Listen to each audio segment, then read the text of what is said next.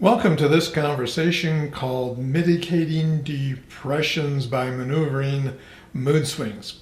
Mitigating really means to make less severe. So we're going to fall in depression, or if we are, we certainly want to make it less severe. And we're going to talk about obviously depression and mood swings, what they really are, as well as the destabilization process that one goes through. And then we're going to look at a trigger that's not known by many people. What triggers the depression? It's kind of obscure, but it's there, and I want you to be aware of it. It's important for you to understand it. And then finally, I'm going to give you 3 solutions to help us mitigate depression. Okay, here we go. Well, welcome again. My name is Michael. My professional name is Mr. Advocate. I'm the founder of RiseToYourTop. So what is a mood swing? A mood swing is an abrupt, unaccountable change in our mood. Abrupt, unaccountable.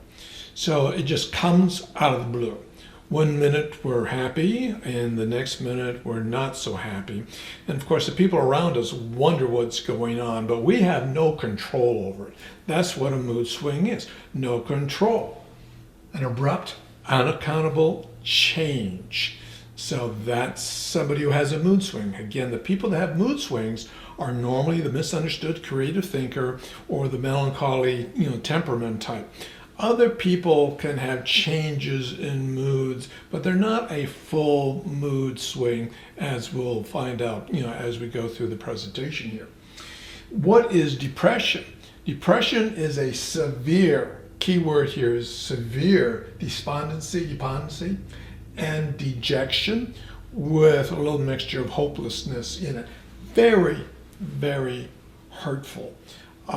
Those who have never been in a true depression have no idea how cold, how dark, how one feels abandoned when one is in a state of depression. Abandonment is the most severe, painful human condition.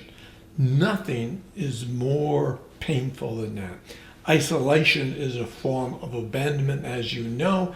Isolation is used as a form of torture. For the right person, it is super torture. It depends upon their design. But abandonment is very, very painful. And those of us who have true mood swings leading into a depression, we suffer from this in an intense level. And I just want to say again to you that suffer from this, I am so sorry. And I'm so sorry that people don't understand what you're going through. But I do. And I'm here to help you and can help you. And I can help others to help you, as well. So just know, as I try to be uplifting here, that I know your pain, and it's severe. What happens to us when we go into the state of depression is this destabilization that occurs. Basically, every aspect of us goes into a wacko, scenario. But for example, our emotions. More often than not, we're in a depression, we just think of something, and we can break into tears. I mean, just seemingly for little or no reason, our emotions are so raw that we can break into tears. Our thinking, we're not in control. The thinking is going on, but not necessarily what we want to think about. And unfortunately, that thinking becomes massively negative when we're in this destabilized, zone of depression. Our physical bodies aren't operating in a normal level. Everything goes askew. Maybe more pain comes from areas that are weak in our body. Maybe our appetites go away. Things change in our body. We're off in our bodies. Our awareness of both ourselves and others also seems to dissipate. We're not aware of reality, in essence, reality. And that's a very disconcerting, state of being. Decision making. Hard to make a decision, at least a wise, decision, because again, the thinking process is not under our control. And generally, I say we're in a disconnected, state of being. Nothing is really working. And when somebody comes up and says, just buck up, think positive, when nothing is working, including the thinking positive is not in the game. And that's really a hurtful thing to say to somebody who's in depression, who has degrees of exhaustion, that they can't really execute. So just be careful when we're talking to people who are in depression. So I'm going to now talk about a trigger and get moving toward the solutions that I can offer you. A trigger is to depression is a sudden and total energy loss. A sudden and total energy loss. This is the trigger that can move us in depression. Well, the last 15 years, I've helped hundreds, of misunderstood creative thinkers or the melancholy temperament type deal with their depression, especially strategies at the beginning of the depression.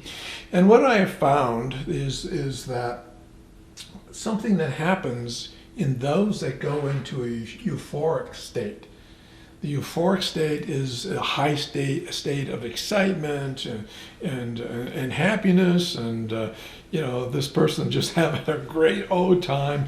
And one might think that they have a natural design that they're an extrovert because they're being extroverted, but really more often than not, they're sort of a quiet and an inward person. But they're displaying behaviors that are kind of off the chart. But what's happening is they are burning energy like crazy. I mean, the adrenaline, it's all burning up. And at some point, boom, you hit the wall and the energy's gone. And when that energy is gone, what happens?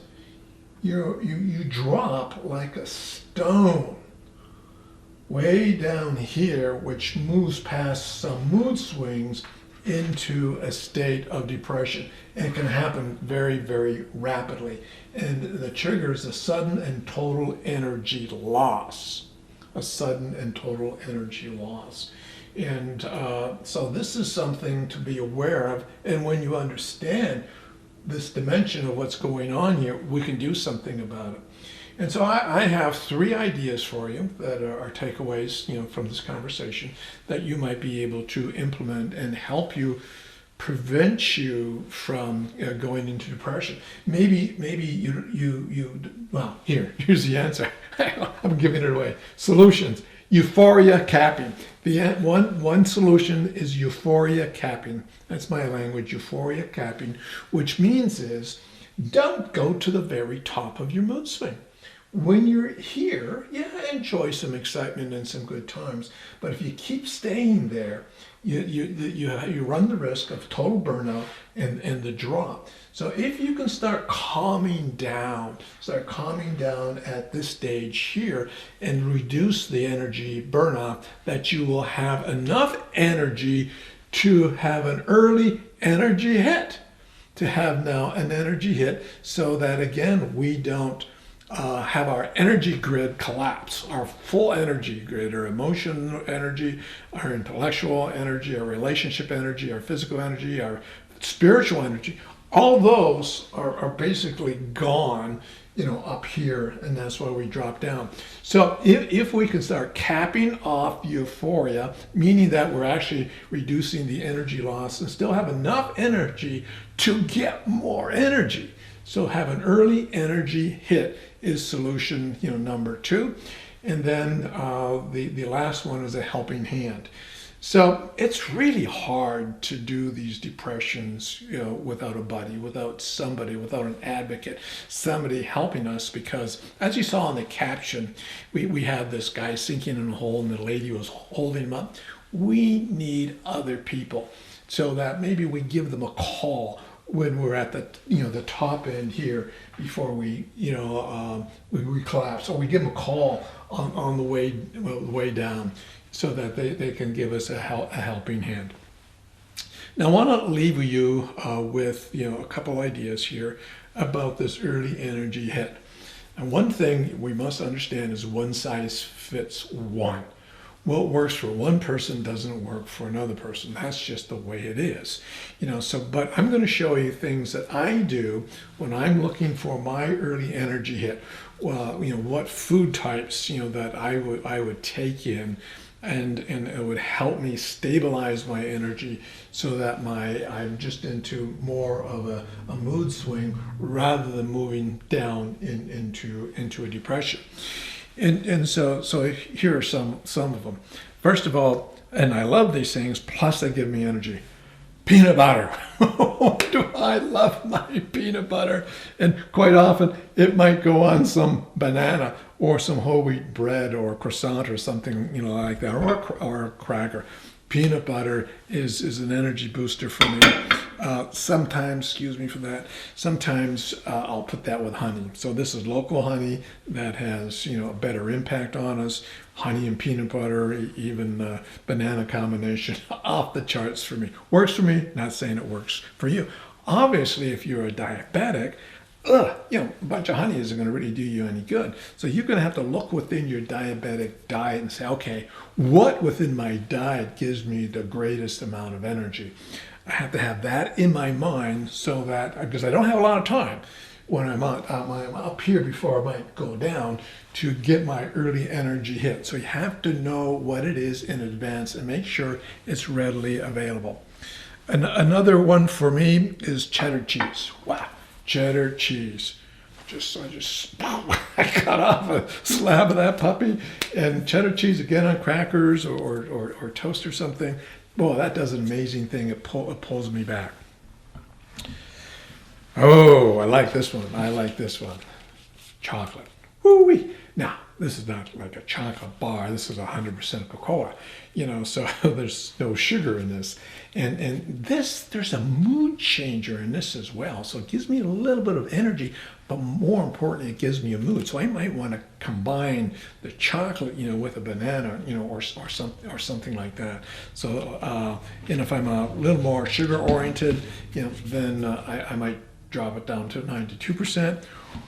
Or if I really want some comfort food, I'll put her in at 90%. So I have all three available to me. Another thing that I use are the seeds and nuts. These are pumpkin seeds. I don't know if you can see this without me, spilling it. But pumpkin seeds, sunflower seeds, nuts, they can give some energy. Again, you may be allergic to nuts, so nuts is not going to be something for you. Again, raisins, diabetic, not so good, but raisins are another one that I use. The point is, I have multiple ones that I can use that are readily available to me, so that if I'm getting into, a condition of urgency, then I can grab them, fast and furious. So there you have it. Mitigate depression with a strategy of euphoria capping with early energy hits, as well as a helping hand. So think through what that might look like, for you, and try your best, to get it, in place. Minimum is, grab something that fits into your diet, your current diet, that works for you, and just try it when you're feeling anytime actually you feel your energy going down. Think of giving yourself an early energy hit to keep you more stable. So there it is. I hope some of this has some value to you. Again, I invite you, to join us as we are strategizing how we can serve millions of people across the world, on how to stare down anxiety, how to get them stabilized in their financial, relational, physical and spiritual lives. And one way is just joining us here on YouTube, just by subscribing, and you become part of the team, and me and a lot of other people are going to be most appreciative. Thanks for the conversation. I look forward to our next one with you. Bye for now.